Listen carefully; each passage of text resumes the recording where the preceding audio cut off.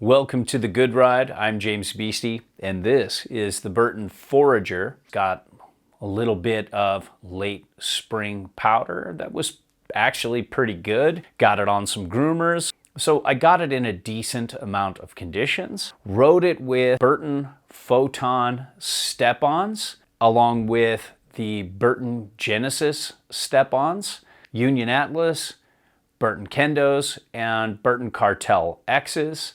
To give you a short summary, this is a very tapered, directional, swallowtail kind of ride that looks like it's a powder shape first and a groomer shape second, but actually it's equal parts groomer and powder. This has a lot of camber, and this swallowtail is much stiffer than it looks, especially on snow. It carves really hard. It's a really powerful, stiff, directional, aggressive swallowtail that when I transitioned from the first cut to this, I thought I would be getting a more mellow ride, but it still felt very technical, very stiff. It's got amazing spring out of the turn on a carve, and it still has really effortless, easy float in powder. And when it comes to sizing, this 160 felt about right for me.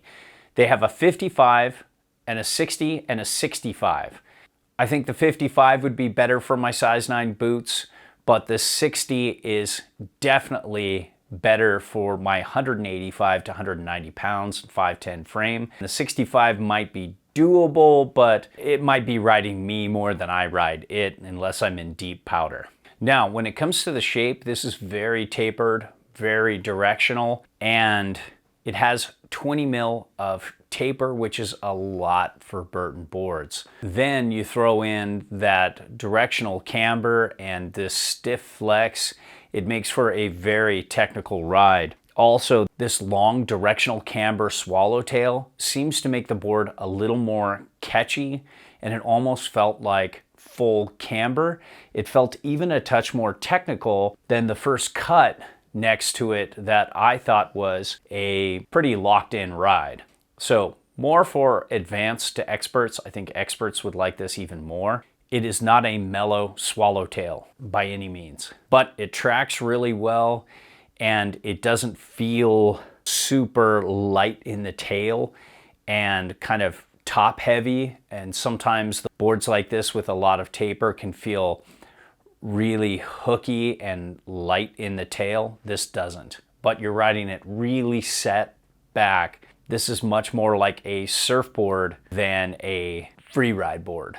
Now, when it comes to edge hold, there's good grip, but like almost every Burton directional camber board I've tried, it lets go a little early in harder snow compared to a lot of other boards, but still it's not a deal breaker unless you ride in hard snow a lot. Check out this flex. It's really soft in the nose and has lots of give there, especially compared to a lot of other boards.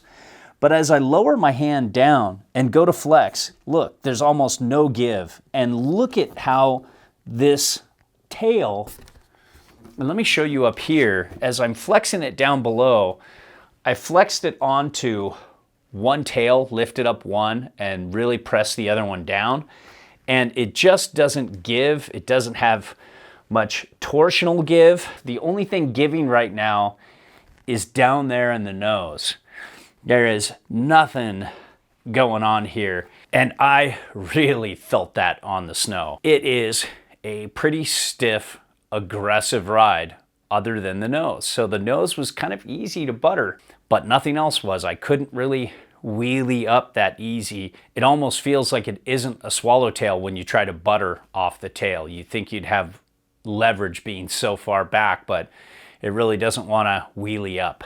It does have good pop, but it takes some effort to make it happen. So it can be a little challenging for average riders like myself. Now, when it comes to uneven terrain, again, Burton does such a good job not getting cranky in hard, micro bumpy snow and sending that kind of reverberating feedback into your joints that really hurts and fatigues you and shortens your day. This is stiff and it can obviously get a little cranky, especially compared to a lot of other Burton boards, and very much so in comparison to a lot of other swallowtails out there.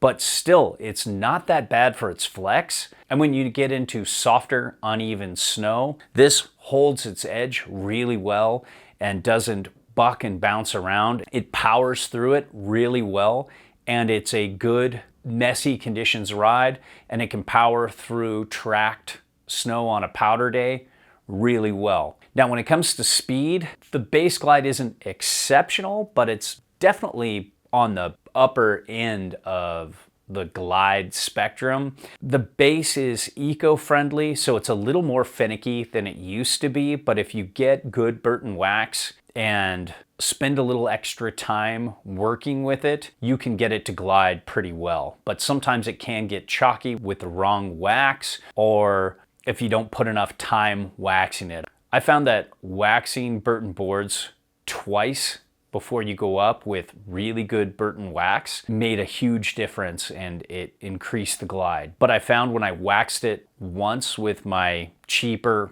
big all-temp bricks, it made the base worse off than it was when it wasn't waxed. So be careful with that. I think it's a worthwhile sacrifice because it is more environmentally friendly. So when you look at the shape, you wouldn't think straight liner, but this stiff swallowtail can point it really well for this kind of shape. And when it comes to turn initiation, this initiated a turn pretty quick, but it's not super fast. I thought it would be really quick edge to edge, and it's not, but it's just like medium to medium quick for my specs. But when I got it over on edge, this carved so hard, and this stiff swallowtail with this huge pizza slice cut out of it just held really well and really springed out of a turn well. Burton just knows how to make a board that'll carve well. I felt like I could make across the groomer carves pretty well. It circle carved pretty well, and it also made harder carving down the line turns not bad either, that were closer to a straight line than an across the groomer carve. So when it comes to powder, the Burton Forager is really good. It's right up there with a lot of dedicated powder boards. I got it in knee-high powder, and one day it was some leftover powder that was somewhat tracked with a little bit of new powder on top of it, and this thing wasn't even trying. Then I got it on another day where there was some great leftover late spring powder that felt like midwinter leftover powder. This Forager just had no problem with it. It didn't even feel like it was trying, where with a lot of other boards like the First Cut and Territory Manager, you felt like you had to lean back in certain situations to get more directional float.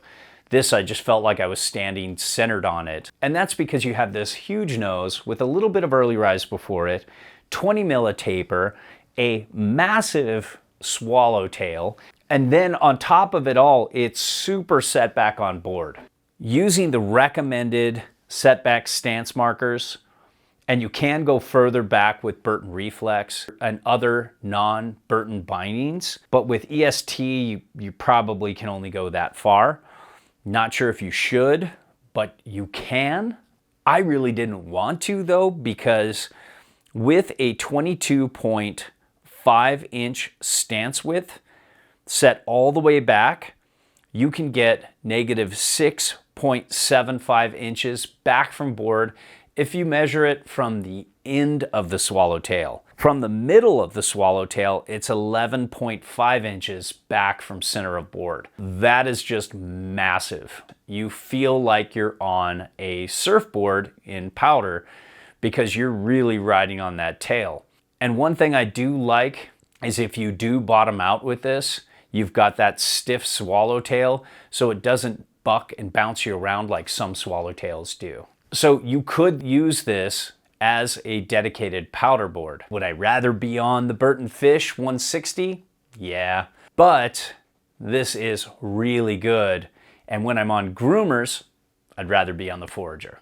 So overall, I don't think this board's for everyone. I think it's going to be for just a few riders, but it does have a lot of versatility for technical riders that want a setback, hard carving board on groomers and a board that's going to float really well in powder. All our reviews are a best effort, objective opinion from an average rider's perspective. There's no brand oversight, and we are free to say whatever we want. We send back almost everything unless it's a favorite. Then we ask to keep those or straight up buy them. Now, if you want to support us, and if what we reviewed appeals to you, it always helps us if you buy through the links or just donate in one of the ways linked below.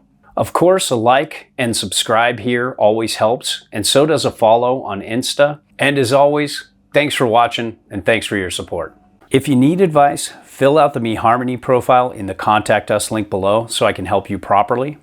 This is very time consuming for me, so please consider donating. I also get a lot of these emails, so it can take me a while to respond, especially during the winter. Now, if you want to ask advice on YouTube, that's fine. Just tell me your boot size, which is incredibly important, your weight, your height, your riding style, and your ability level. If you can tell me what mountains you mainly ride or plan to ride, the board, boot, and bindings you ride now or have ridden in the past, that's very helpful as well. If I can't get this information, it's very hard for me to help you.